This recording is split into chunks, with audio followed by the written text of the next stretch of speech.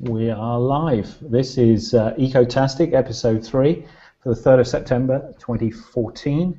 My name's Robin Yellow, and with me, as always, is Mr. Kit Knowles. Hello there. How you doing, Kit? Very good. How are you? Fantastic. Have you had a good week? Plenty of green and sustainable things in your week, I hope. We have. We've got some really interesting projects come on board this week. We're dealing with a 7-story Art Deco water tower conversion. That's quite an interesting one. We're doing a pub conversion into an office. So we're dealing with all sorts of weird and wonderful things at the moment, which is putting all sorts of pressures on planning and on M&E and all these constraints for renewables. So it's very exciting at the moment. M&E? What on earth is M&E? Mechanical and electrical. Oh. So generally in a property, it's normally sort of your heating system and the sort of electrics, which is broken down to lighting and power generally. Fascinating. Well, we're going to have the news. This week we're going to be deep diving into an exciting topic following a comment from a viewer from last week, which was exciting. And as usual, our news and information comes from our subreddit, ecotastic.reddit.com. And am I going to share my screen? Yeah, I'll share my screen. Why not? What harm can it do? The first article this week is from EcoBusiness. Plans to make renewables cheaper than coal within 10 years. There are prospects of significant progress in response to world governments to climate change, according to former UK government chief scientist Sir David King. And then there's a load of waffle here about President Obama is getting ready to commit the US to action, and last week the Chinese Prime Minister Li Keqiang announced that his country's emissions had fallen 5% in a year. Now, obviously, in the case of China, when you're starting off from a very high point, a 5% reduction is very good, but it's still far too much. Kit, are these types of initiatives and plans just blowhards shouting and grandstanding, or are they really helping with global warming?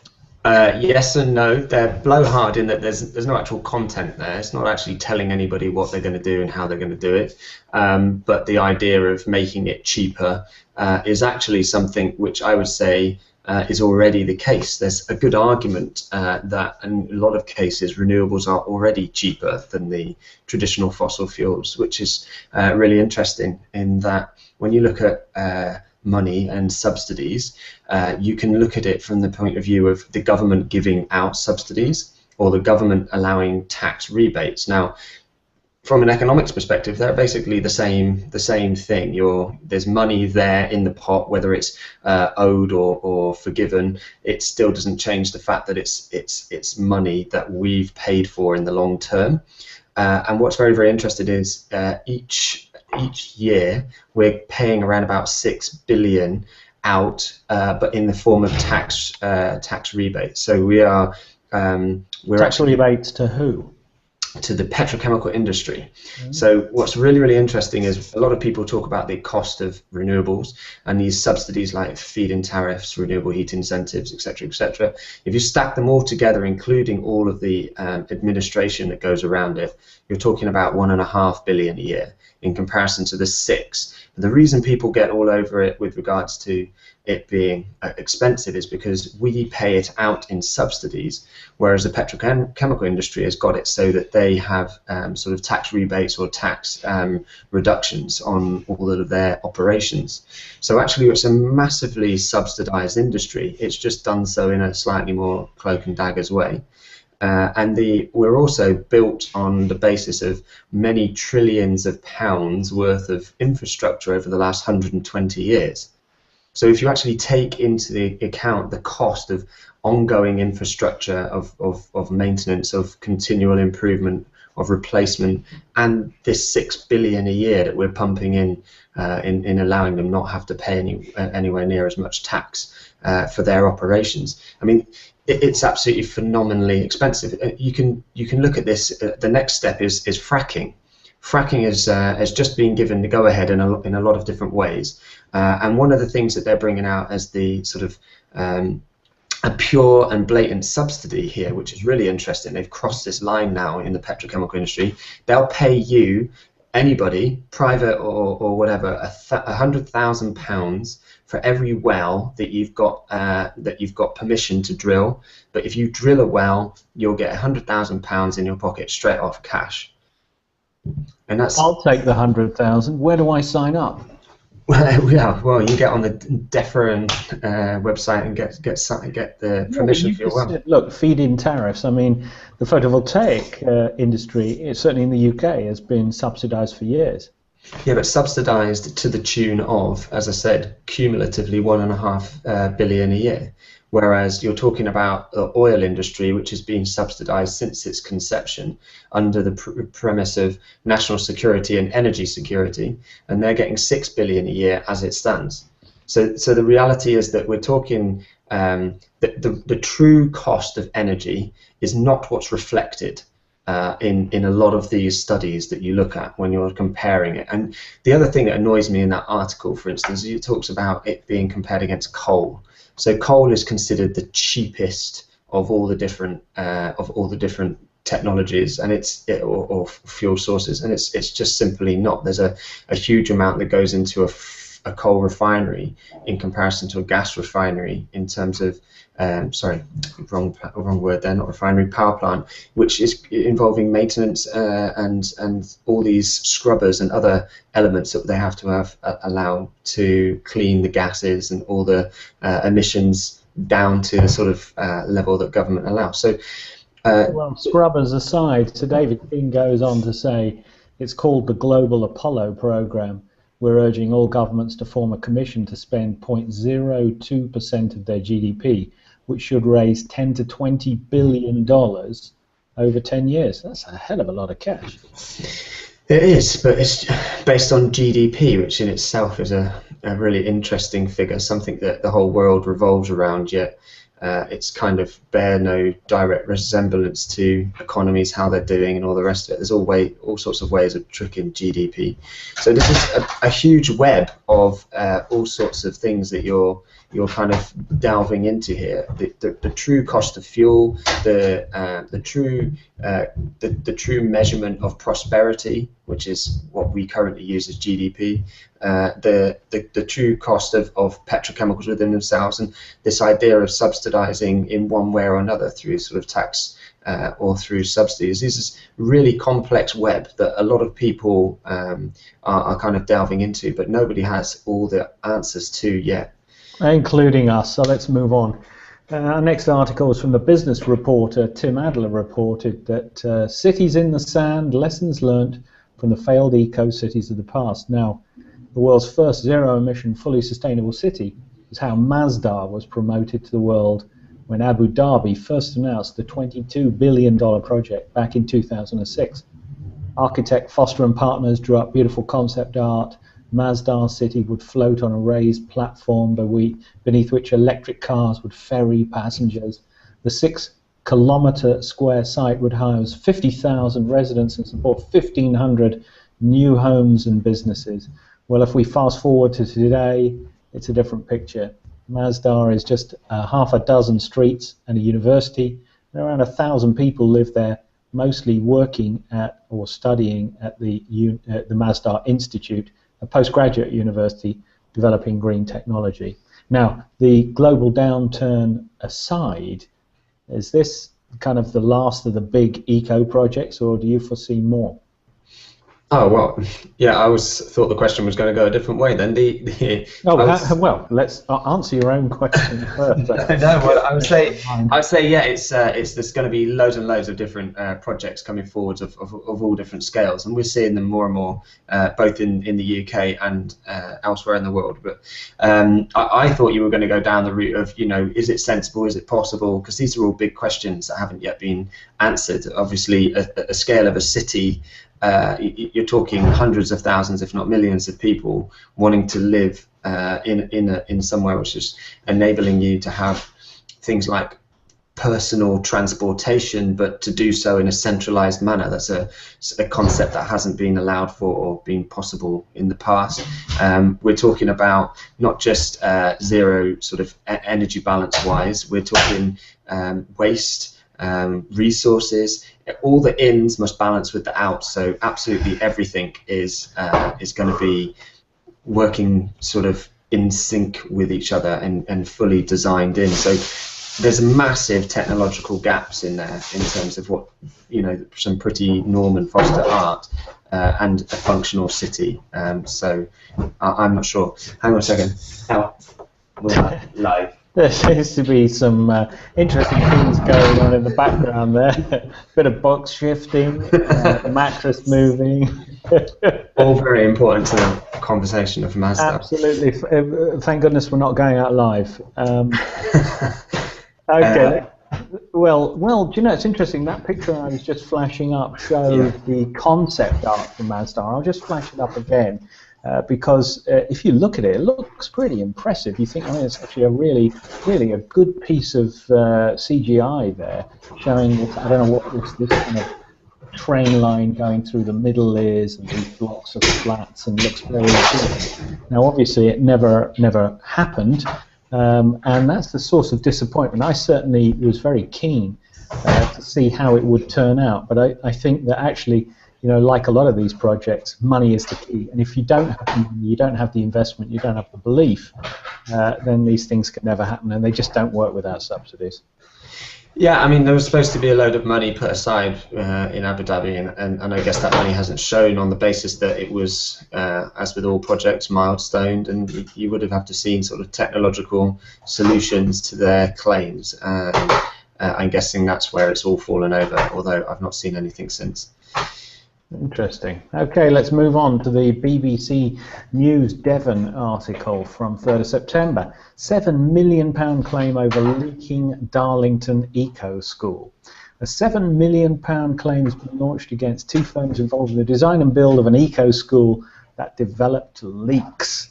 Devon County Council is demanding the money from architects White Design and main contractors Interserve over Darlington Primary School.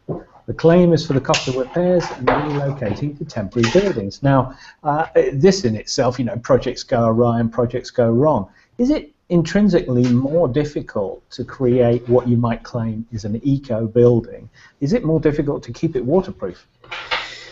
That's pretty intangible in that it's totally project specific. Of course, there's hundreds of, if not thousands, of eco buildings out there which have, of course, been leak proof and weather tight and durable and sustainable.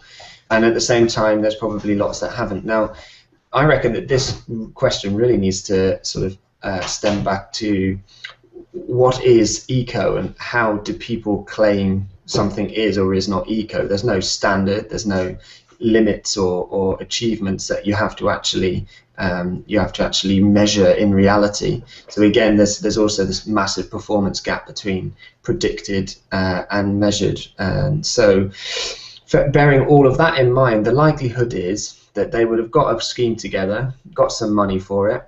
To make it eco, they would have had a few solar panels, a heat pump, or some other renewable generation capacity, the scale of which may or may not be important, may or may not be significant. But what you would have found is that the problem would have been more inherent. It would have been in the detailing, as it always is. It's in the architectural detailing, looking at the flow of pipes and other things associated with the renewables may well have been the tipping point. But the likelihood is, if you look at maintenance in buildings, over 70% of it's related to damp, and out of the elements related to damp, we're talking flat roofs being your #1 issue. So I don't know if we saw any pictures that you just highlighted there, but if you're seeing any flat roofs anywhere, that's an inherent flawed design, and that's likely to be the situation. Well, it doesn't look like there are flat roofs. You've got these kind of... if you scroll down to the one there's beneath. One. What's that going on over there? That looks like a flat roof, if ever I saw one. And all of those... Yeah. So my guess would be that the massive leak points have got nothing to do with the renewables and everything to do with the inherent design.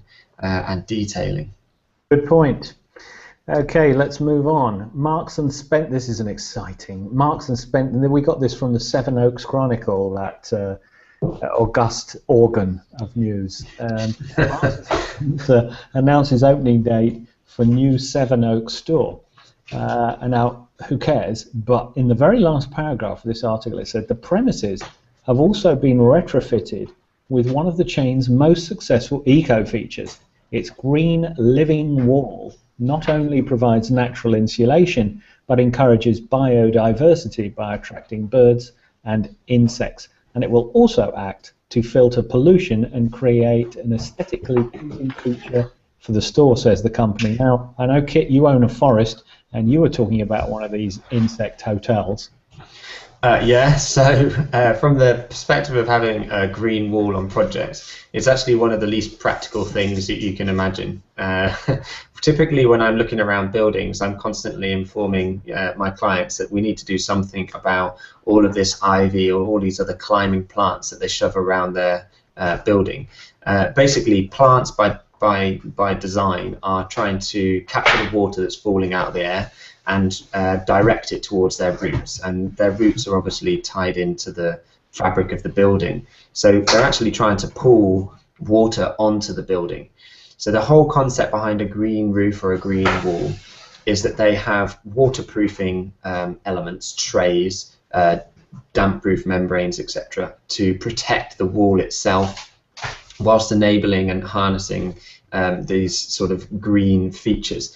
Now, the issue with the green walls are around damp, are around maintenance, and the sort of longevity of bits and pieces, because of course all these pictures look fabulous, but they're about 10 days after the system's gone in. So yes, there's quite an interesting array here of green walls, which look, as you say, they look fabulous, but are you saying they all go brown after a few days? Well, there's a lot. There's hundreds of issues associated with maintaining a green wall in terms of how quickly it grows, whether you get certain species that overcome other species, so you start to change colours, and I mean, Jesus, it's an absolute sort of minefield. The main benefit that they talk about is having sort of applying a sort of an insulative value by having this biomass strapped to the side of your property. Well, on one hand, yes, it can have some thermal improvements, but bearing in mind it's going to be much worse than almost any insulation product on the market in terms of its performance levels, mainly because it's full of water. Water's blooming conductive, and the really harmful thing is if there's any failure in the tray or membrane and that the water actually gets into the building itself, then it sets off a whole cascade of events where the moisture gets into the fabric of the building can then conduct more, so the internal surface cools down a little bit more in comparison to the rest of the internal area. So when you've got associated higher humidities, you get moisture actually condensing then on these colder patches on the inside of the building, which presents itself as all sorts of damp, mold and mildew issues down the line. So there's a lot of things to be very carefully engineered to get a system like that to work functionally and fantastically. My ideal would be focusing on utilizing clever landscaping to maximize biodiversity rather than strapping it on your walls and buildings. However, there is obviously something incredibly inherently pleasing about seeing green space as you walk around you. Interesting. And I understand. I think it's probably a marketing ploy by Marks and Spencer's. Why not? Okay, let's move on. I'm conscious of the fact that we've got quite a bit of background noise, so I'm going to move quickly to some feedback that we had from last week's episode from David Albury. Great program. Look forward to hearing more. Referring to the problems of occupancy of code level 3 and 4 houses, the main problem, as you touched on with air circulation, is to ensure that the house has MVHR, mechanical ventilation and heat recovery, installed during construction. It still has a way to go in terms of efficiency, but it removes all the condensation problems, and there are no more noisy fans in the bathroom. Look forward to the next episode. Now, what I'd like to do is just flash up on the screen a couple of pictures of what one of these systems is. So hopefully you can see that. Now I think the principle is that warm air is pumped into the house. Cold air is, or refreshed air is pumped into the house, and moist, dirty, or warm air is extracted from the bathrooms and then passed through a heat extractor. Here, I've got one more picture I just want to quickly show. You can see that it's sucking stuff from the kitchen and the bathrooms where there may be heat and moisture, running it through some sort of gizmo here, which is cleaning and refreshing the air and pumping it back into the house. Kit, maybe, I know that you've actually got one of these systems in your house. Maybe you could give us a 101 primer on what these systems are and what's so great about them. Yeah, so when you're in a property, you're developing a lot of moisture, a lot of unhealthy environments, particularly in the wet rooms, which is your source of all these nasties, methanes and monoxides quite often, with also the high levels of moisture. These things need extracting to maintain healthy internal environments. The purpose of an MVHR is to extract from source so that you get minimal amount of contamination, and to put all of that nasty air directly outside. Before it goes outside, it goes through a plate heat exchanger, which you can see this gentleman putting a plate heat exchanger. So this is a plate heat exchanger. What is this thing here that is pushing into the middle? So that actual unit is the heat exchanger. If you looked really carefully, you can see down the top where your mouse is currently, you can see there are actually lots and lots of plates stacked next to each other. Oh yes, I can see there's a sort of lattice effect. And down one side of the plate goes the really nasty stale air, but it's warm. It's got one thing that we like about it. And on the other side comes the cold, fresh air, which is also really moist. So lots of bad things apart from the fact that it's fresh. So what we do by bringing it into the heat exchanger is we warm it up, and we can recover between 92 and 96% of the energy, but also by warming it up. Sorry to interrupt you there, Kit, but you're saying that you can recover over 90% of just the warm house air at 30 degrees centigrade.